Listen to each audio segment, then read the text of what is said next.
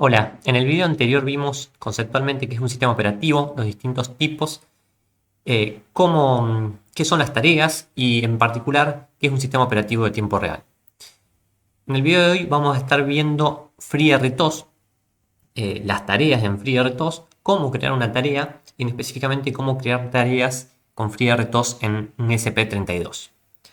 FreeRTOS básicamente es un sistema operativo de código abierto que tiene una licencia MIT y es bastante extendido, hay mucha documentación, está escrito en C, salvo algún que otro port que puede estar escrito en un otro código para alguna plataforma en específico, y ofrece dos opciones. Una comercial ofrece en realidad tres opciones. La de código abierto, la que tiene licencia MIT, y aparte tiene opciones comerciales de OpenRTOS, donde brinda otras especificaciones y uno puede utilizarlo para productos que se van a comercializar, y una certificada que brinda un sello de calidad a un código escrito con FreeRTOS. Para comenzar a utilizar un sistema operativo, primero que nada, obviamente debemos tener el framework correspondiente a nuestra plataforma. En el caso de lo que es SP32, con SPIDF ya bien incorporado, ya está basado en FreeRTOS. Y para iniciar el código necesitamos, o para iniciar el sistema operativo necesitamos hacer una llamada a una función. ¿Qué función? La función es btask start scheduler. btask start scheduler es la que inicializa el planificador. Tenemos la referencia en la página oficial de FreeRTOS. Y en esta imagen se puede ver cómo, bueno, es una imagen sacada directamente de esta referencia. Se puede ver un ejemplo de aplicación.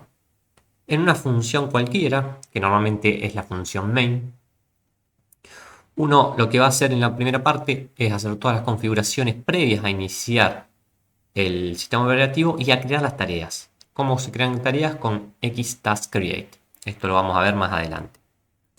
Y una vez creadas las tareas y hechas todas las configuraciones necesarias previo a inicializar el sistema operativo, se hace la llamada a btask start schedule. Esto inicializa el sistema operativo y luego de esto no se ejecuta más ningún código. La única forma de que salga esta función es que no haya suficiente memoria RAM, entonces básicamente el micro crashee y se termine la ejecución del sistema operativo. Si no, esta función queda ejecutando siempre el sistema operativo, queda siempre ejecutando el planificador. Esto es en un FreeRTOS general. Ahora bien, la API de SPIDF va a realizar esto que se ve acá de manera automática. Nosotros la función appmain ya es en sí una tarea. Todo este código que se ve acá, el main, el xtaskCreate y el start scheduler, lo hace el SPIDF de manera oculta y a nosotros directamente nos brinda appmain. Appmain ya es nuestra primera tarea, que está creada de esta forma y ya inicializado el scheduler. Entonces, cuando nosotros creamos un programa con SPIDF, ya directamente estamos utilizando el sistema operativo y estamos dentro de una tarea. Esta tarea la podemos utilizar para crear otras tareas distintas, podemos mantenerla o podemos hacer que una vez que llegue a su fin, finalice, básicamente. El tamaño, las tareas tienen un stack y una prioridad. El tamaño de este stack y de esta prioridad se pueden configurar de esta tarea en el menú config del SP. Normalmente se utiliza para hacer las configuraciones iniciales e crear otras tareas. Si esta app main llega a su final, retorna, la tarea automáticamente se elimina y quedan funcionando las otras tareas que se hayan creado previamente. Toda la documentación de esta tarea está en la página oficial. En FreeRTOS, los estados de las tareas son muy similares a los que vimos, nada más que se agrega un cuarto estado. Tenemos que una tarea cuando se crea va a estar en estado ready y va a ir alternando entre ready y running dependiendo de cómo esté configurado el planificador o las condiciones que se den. Después hay cuando una tarea está en estado ejecutando en primer plano, hay algunas tareas, hay algunas funciones, mejor dicho, que pueden bloquear su ejecución y pasarla del estado bloqueado. El estado bloqueado va a ser liberado y la tarea va a pasar en estado ready cuando suceda algún evento dependiendo del motivo por el cual fue bloqueado. Y después, aparte de estos tres estados que son los que ya vimos, está el estado suspendido, donde básicamente de cualquier estado se puede ir al estado suspendido y del estado suspendido se vuelve al estado ready con cada una de estas funciones. El estado suspendido básicamente lo que hace es poner en pausa la ejecución del sistema operativo, del planificador. Por lo tanto, es algo que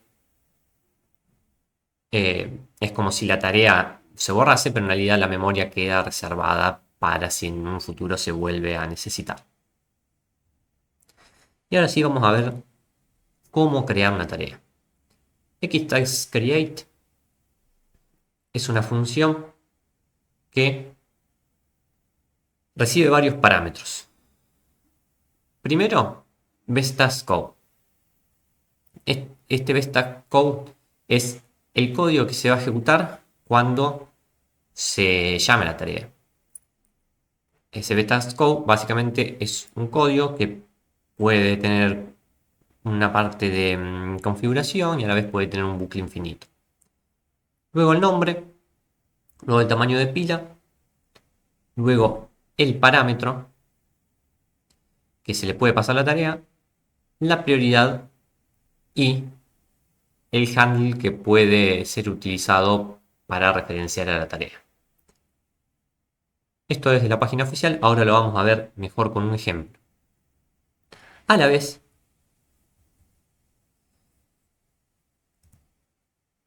el SP32 tiene una tarea, una creación de tarea en particular que es exclusiva, ya que el SP32 tiene doble núcleo. Entonces, al tener doble núcleo, nosotros podemos agregar qué núcleo de los dos queremos elegir. Entonces, la forma de crear una tarea va a ser los mismos parámetros, la función, el nombre, el stack, los parámetros que le pasamos a la tarea, la prioridad, el puntero a la tarea y aparte agrega el procesador en el cual se puede ejecutar, que puede ser 0 o 1. Ahora vamos a ver, para entender mejor todo esto, un ejemplo. Este ejemplo realizamos un programa que crea dos tareas con la misma prioridad. Tenemos una tarea A que activa y desactiva una salida digital cada 10 milisegundos, que podría ser un LED, y una tarea B que también se debe activar y desactivar cada 10 milisegundos, pero otra salida diferente. Primero implementamos esta tarea con delay bloqueantes y con la misma prioridad, para ver cómo afecta la prioridad a cada una de las tareas. Bien, el código siempre debemos tener en cuenta que tenemos que incluir tanto freeRTOS.h como task.h y también freeRTOSconfig.h en algunos casos. Generalmente estas tres las vamos a necesitar siempre porque nos brindan funciones y macros que pueden ser utilizadas y luego todo lo que es específico del periférico que usemos. En este caso, como vamos a usar salidas digitales, vamos a usar gpio.h. En esta primera parte del ejemplo vamos a tener conectado dos salidas en esos pines y tenemos acá el delay que vamos a utilizar. Este delay va a ser en microsegundos porque en principio va a ser bloqueante, ya vamos a ver qué significa que sea bloqueante. Y en este código en realidad tenemos varios apartados que son las modificaciones que vamos a ir haciendo y vamos a ir activándolos mediante esta etiqueta. Cuando esta etiqueta valga A, se va a activar la primera parte del código, cuando valga B se va a activar la segunda parte del código y así sucesivamente para que en un mismo programa tengamos todas las versiones y podamos ver rápidamente las diferencias. Bien, una vez ya teniendo en cuenta lo extra, vamos directamente a la creación. Primero tenemos los parámetros. Los parámetros de la tarea, task A, task B, son similares a cuando se crea una función. ¿Cuál es la diferencia? Una tarea nunca devuelve un dato Y una tarea siempre recibe un puntero a void. Un puntero a void. Nosotros podemos pasar parámetros al momento de crear esa tarea. Por ahora no lo vamos a hacer, lo vamos a ver en ejemplos posteriores. Y tenemos una tercera tarea que por ahora no vamos a utilizar en esta parte, en este primer apartado, pero sí lo vamos a ver después. Por ahora tenemos estas dos. Y después tenemos los handles. Los handles son punteros. Punteros que nos van a marcar, nos van a apuntar a cada una de las tareas para que nosotros podamos hacer referencias a ellas desde otras tareas. Recordemos que una tarea básicamente es como un programa aislado. Cuando una tarea se está ejecutando, para ella es la única que se está ejecutando y no existen otras tareas. Entonces, si nosotros estamos en una tarea y queremos hacer referencia a otra, necesitamos tener un puntero a esa tarea. Lo inicializamos a null y le vamos a cargar el valor cuando creamos la tarea. Dentro del app main, recordemos, app main es ya una tarea, el sistema operativo ya está inicializado. Nosotros acá vamos a crear la tarea con esta versión de xtaskcreate pinned to core, que es la versión de FreeRTOS para poder asignar un núcleo. Vamos a cargarlo. Le vamos a pasar la tarea. Se va a ejecutar la tarea. Este nombre es algo que nos permite identificar para la depuración. Es un nombre que podemos poner cualquier cosa. Obviamente debe estar relacionado al nombre de la función o relacionado a lo que hace esa tarea. El tamaño del stack en bytes. FreeRTOS generalmente es en palabras, en words, pero lo que es el FreeRTOS de Expressive, de SPIDF, este tamaño es en bytes. Y el tamaño mínimo es 768, lo podemos configurar si queremos cambiarlo a ese valor mínimo. Y a partir de eso nosotros podemos empezar a jugar. Generalmente se pone ese valor mínimo y se puede llegar a multiplicar por 2 o a sumar o a modificar en caso de que necesitemos mayor tamaño. Luego le pasamos null, no pasamos ningún parámetro a la tarea en sí por ahora. De prioridad le ponemos taskIdle priority más 1. TaskIdle es la prioridad de la tarea idle. La tarea idle es la tarea que se ejecuta cuando no hay ninguna tarea ejecutándose. Entonces la tarea de menor prioridad. Es una tarea de prioridad 0. A mayor prioridad, el planificador siempre va a tomar la tarea que esté lista de mayor prioridad. Entonces le vamos a poner una prioridad de 1. Va a ser mayor que la de TaskIdle, pero a la vez va a ser la más baja dentro de las tareas. Le pasamos el puntero a la tarea que definimos acá. Le pasamos la dirección. Y decimos que se va a ejecutar en el procesador 0. Cada vez que creamos una tarea, nosotros debemos verificar que se haya podido crear. Que tenga la memoria suficiente, que no haya ningún problema a nivel de lo que es la creación de la tarea. Si llega a suceder algún problema, este config rset me va a bloquear el código, me va a decir por qué no se pudo crear la tarea. Con el caso de la tarea B, algo similar. Nada más que le pasamos tax B en lugar de tax A, tarea B, y después los otros parámetros exactamente iguales. Obviamente cambiamos también el puntero. Y procesador 0. Nuestra idea en este ejemplo es ver qué pasa cuando estamos trabajando con un solo núcleo, con un solo procesador.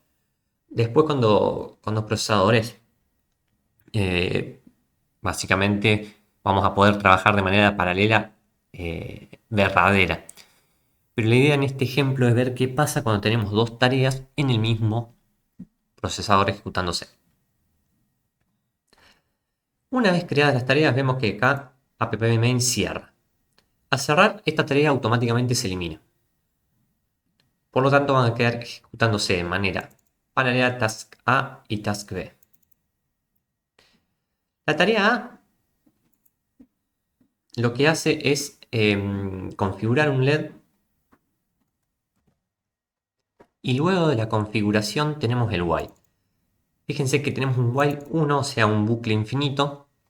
Por lo tanto, todo este bloque de código de la tarea A funciona como si fuese un programa en particular. ¿Qué hace el while? Simplemente hace un set level en 1 de la salida 1 y luego lo pone de vuelta a 0. Es decir, prende y apaga una salida, prende y apaga un LED. ¿Cada cuánto tiempo? En este caso, en este ejemplo en particular, cada 100 microsegundos. Este ts-delay-us lo que hace es un delay bloqueante microsegundos del procesador. Lo que hace es bloquear el procesador, no hace ninguna ejecución. Vamos a ver que en sistemas operativos tenemos delays no bloqueantes. Pero nosotros ahora utilizamos este delay bloqueante como para ver qué pasa cuando utilizamos delays o tareas que bloquean el procesador, que están consumiendo constantemente recursos del procesador. Similar a lo que hace un delay de un Arduino clásico. La tarea B hace exactamente lo mismo. Configura, en este caso, la salida 2 y luego la enciende y la apaga también con ese delay bloqueante. Entonces, una vez que nosotros creemos estas tareas, se van a estar ejecutando cada una de estas dos tareas. ¿Qué pasa? Como cada una tiene una prioridad, vamos a ver qué pasa cuando nosotros la ejecutamos y vemos cada una de sus salidas.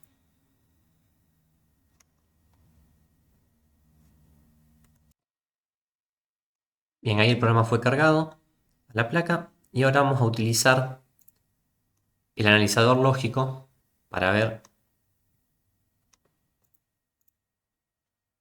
cómo se van comportando cada una de estas salidas. Vemos que tenemos la salida correspondiente a la tarea A y a la tarea B. Si hacemos un stop, vamos a ver que durante un intervalo de tiempo, una de las tareas no se está ejecutando y la otra tarea sí se está ejecutando.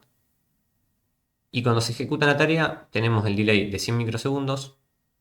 En algunos casos ahí puede haber un microsegundo extra, pero en general se cumple bastante bien los tiempos. Y luego, cuando pasa de determinada cantidad de ciclos, se switchea, hace un cambio a la otra tarea. ¿Por qué? Porque el procesador, mejor dicho, el sistema operativo está trabajando con dos tareas que tienen la misma prioridad, por lo tanto, aplica lo que se conoce como round robin, que hace que se divida el tiempo del procesador para todas las tareas que están en estado ready y tienen la misma prioridad. ¿Cada cuánto? Cada vez que se ejecute un tick. Cada vez que se ejecute un tick va a ir cambiando entre tareas. Por lo tanto, en este caso, cada un milisegundo va a ir rotando de una tarea a la otra.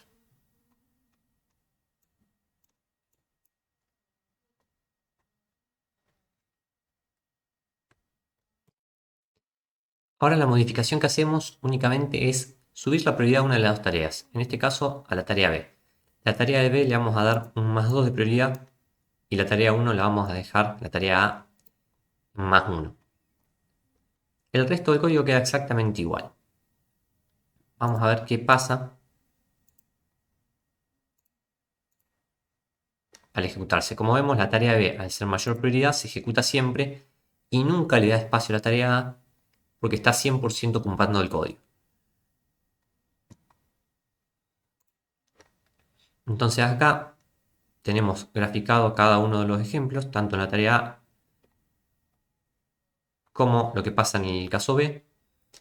Y esto básicamente el funcionamiento del Run Robin Scheduling. Lo que hace el Run Robin Scheduling es a las tareas de igual prioridad, por ejemplo tenemos una tarea C y una tarea B con prioridad X más 1, ir rotando y dándole un tiempo que se conoce como time slice a cada una de esas tareas. Va dividiendo el procesador en tiempos iguales, mientras que la tarea A, que es de menor prioridad a esas dos, solamente se va a ejecutar cuando el resto de las tareas liberen el procesador o se bloqueen. Esta es una opción que se puede desactivar en caso de que uno no quiera trabajar de esa manera. Y lo otro que tenemos que tener en cuenta es que entre ese cambio de de tareas hay un pequeño tiempo que es el tiempo que consume el procesador para hacer el cambio. Y otra configuración del Fixed Priority del planificador es el Fixed Priority Preemptive Scheduling. Esta configuración lo que hace es que la tarea de mayor prioridad siempre sea la que esté en primer plano, la de mayor prioridad obviamente que esté en estado ready, que no esté bloqueada. Y el Fixed Priority significa que el kernel no puede modificar las prioridades de las tareas. Nosotros le damos una prioridad a la hora de crear y no se puede modificar por el planificador, al menos que suceda un caso particular que vamos a ver que sucede cuando trabajamos con Mutex, pero eso lo vamos a ver las próximas clases. Y preemptive significa que es apropiativo, o sea que no se puede desactivar.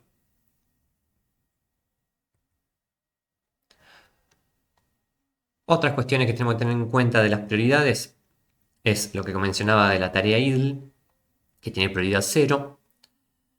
El valor máximo va a depender de cómo esté configurado el FreeRTOS para determinada plataforma. Ese valor máximo está en la etiqueta config max priorities dentro del archivo config.h. Y después hay algoritmos que nos permiten asignar prioridades, nos permiten realizar en base al código que tenemos cálculos dependiendo de cuánto demoran las tareas en ejecutarse, qué tan importantes son, que podemos aplicar a nuestro código y determinar así las prioridades.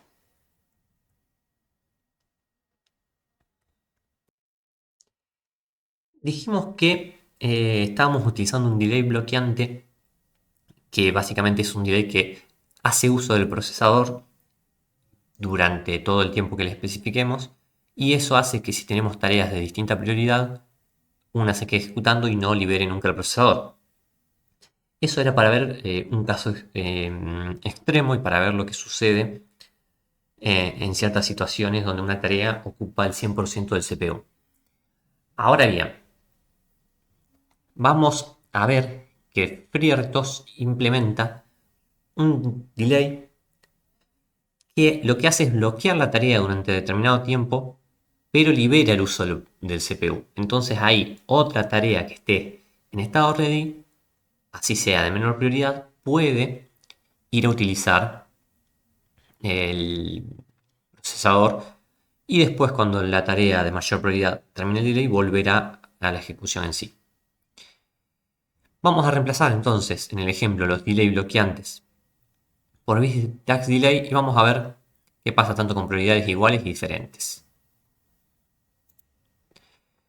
En el punto C tenemos que tenemos la prioridad 2 tanto en la tarea A como en la tarea B.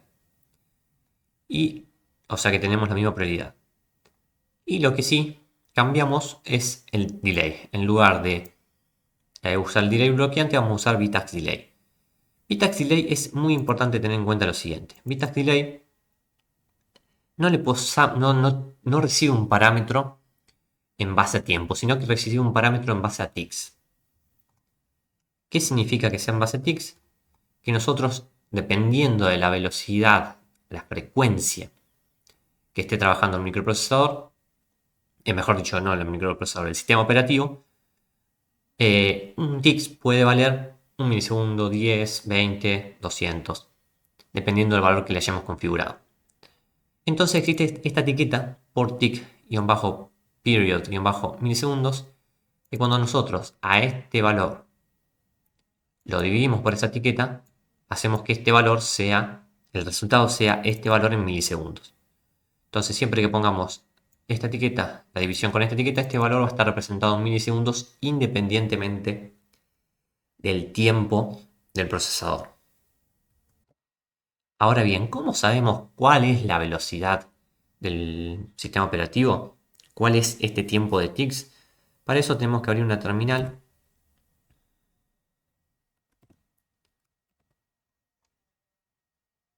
Vamos a abrir una terminal y vamos a ejecutar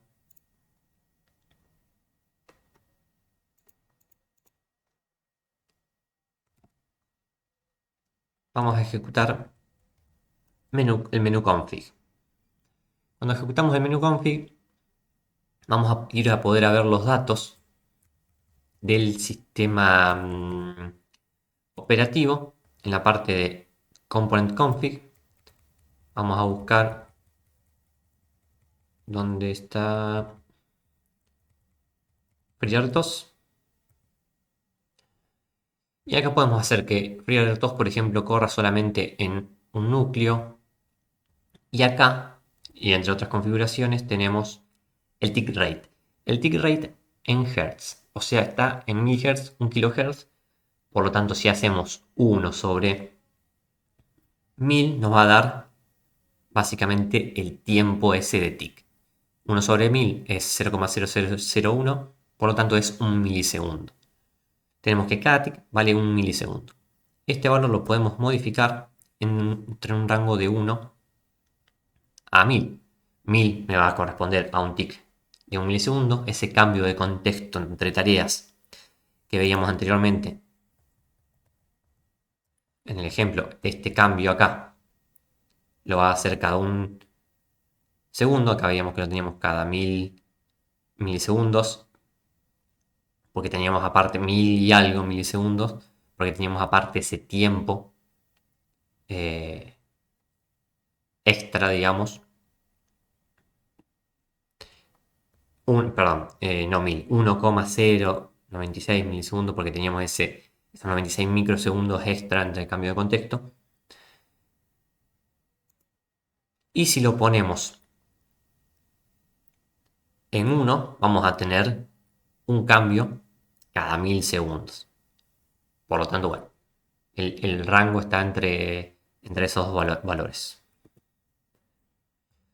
Otras configuraciones que podemos hacer acá es el stack de la tarea idle, el stack de las interrupciones, el nombre de las tareas que le podemos asignar, los timers. Por ahora nada que vayamos a modificar en este momento.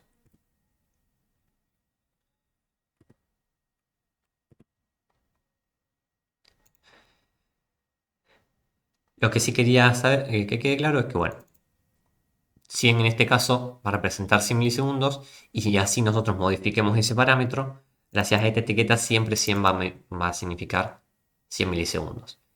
Siempre y cuando este tiempo sea mayor al tiempo de tick. Si el tiempo de tick es de un segundo, por más que le pongamos 100 milisegundos, no se va a suceder el cambio porque es mayor el tiempo de tick.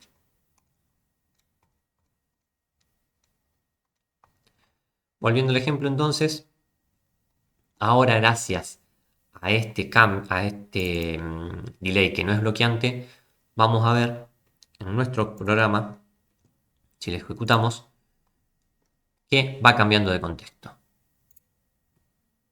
La tarea va cambiando de contexto cada vez que se bloquea. Ahora tenemos milisegundos. Y vamos a ver que básicamente es como si cada tarea se ejecutase en paralelo. Nada más que, bueno, ahí vemos que hay un pequeño tiempo extra.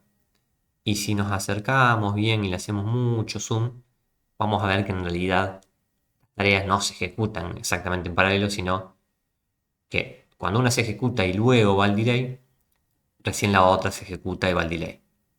Ese tiempo lo podemos medir y tenemos alrededor de 16 microsegundos. En este caso demora toda esa ejecución de esa interrupción. Es decir, tenemos esta tarea, se ejecuta esto y llama al tag delay. Y luego se bloquea, viene y se ejecuta esto. Todo ese tiempo entre que se ejecuta esto, llama al tag delay y pasa a la otra tarea y se ejecuta esto, demora 16 microsegundos. No es instantáneo, pero a lo largo, la comparación de los tiempos, que son de 100 milisegundos del encendido al apagado de estas salidas, es despreciable.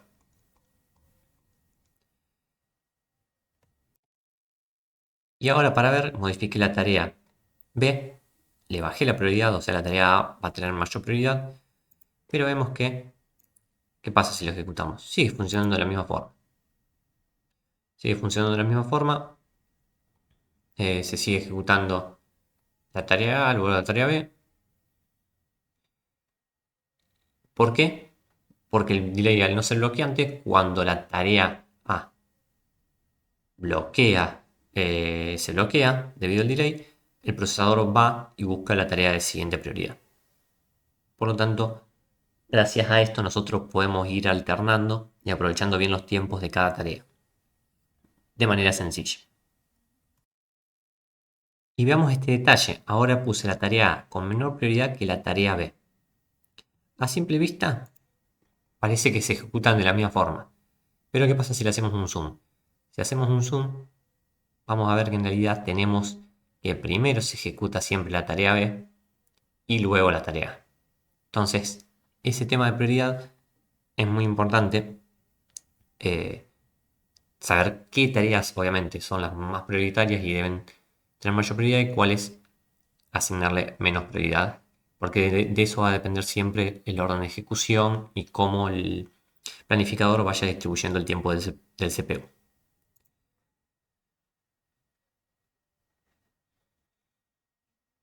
Vamos a ver ahora, mediante esta función taskGet stack high watermark, vamos a ver qué valor tenemos de memoria de stack. Ya estuvimos viendo el tema de las prioridades y ahora vamos a ver más en detalle cómo influye la memoria de stack. Para eso vamos a crear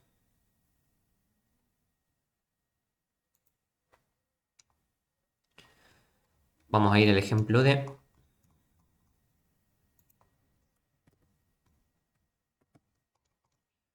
ya lo voy a ir cargando.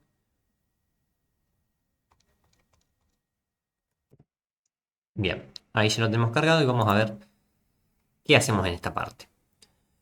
Vamos a ver un par de funciones extras, por ejemplo, task priority get. Esto nos permite saber qué prioridad tiene una tarea. De esta forma nosotros podemos ver, por ejemplo, qué prioridad tiene la tarea main. Obtenemos ese valor y lo imprimimos. Debería ser 1, que es la prioridad que generalmente tiene asignada la tarea app main. Luego vamos a crear las tareas de la misma forma que las creamos antes. Vamos a poner el stack mínimo y le vamos a dar diferentes prioridades.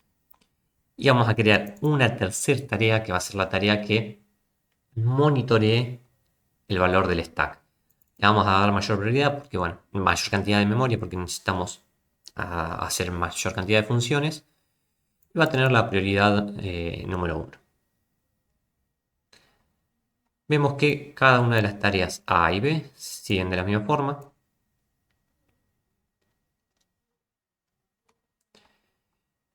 Y vamos a ver que Task Monitor lo que vamos a hacer es imprimir a través del monitor serie. A través de la depuración vamos a imprimir la cantidad mínima de bytes utilizados mediante esta función. O sea, qué número de tarea y qué función. Este va a ser la tarea B y la tarea A. La tarea 1 y la tarea B. Y vamos a estar imprimiendo esto cada un segundo. Vamos a ver en el monitor. Esta es la cantidad libre que tenemos de bytes en cada una de las tareas. ¿Qué pasa entonces si a este valor de stack le restamos, por ejemplo, a la tarea A? Le voy a restar 300. Vamos a ver que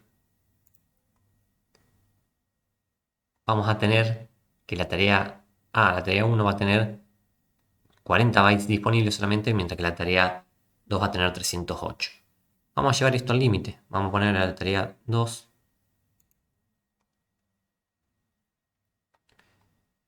Le vamos a restar 308. Vamos a subirlo y vamos a ver qué pasa. Bien, ahí se está ejecutando y vamos a ver que se reinicia. Vemos que hace varias cosas raras y se reinicia. Si detenemos esto, vemos que dice error stack overflow in task tarea B has been detected. Cuando tengamos este mensaje de error es porque la tarea está muy al límite de memoria y básicamente se produce un overflow y ahí se reinicia el micro. Entonces para solucionar esto no nos queda otra que aumentarle ese valor. Veamos si con 307 ya no funciona. Bien, recién con el valor 278 podemos tener, restándole 278 podemos tener un programa funcionando. Le resté 300 como la anterior, pero seguía fallando, entonces fue un valor más bajo. Y vemos que si bien acá le estamos restando distintos valores, el espacio libre de ambas tareas es prácticamente el mismo. Porque bueno, hay cosas que van más allá de lo que nosotros podemos ver directamente, a pesar de que en principio sea eh, el mismo código con diferentes variables o diferentes valores. Tal vez en esos valores o cómo está guardado dentro del stack cada valor o cada código de esta tarea hace que el espacio que mantengamos libre del stack sea diferente.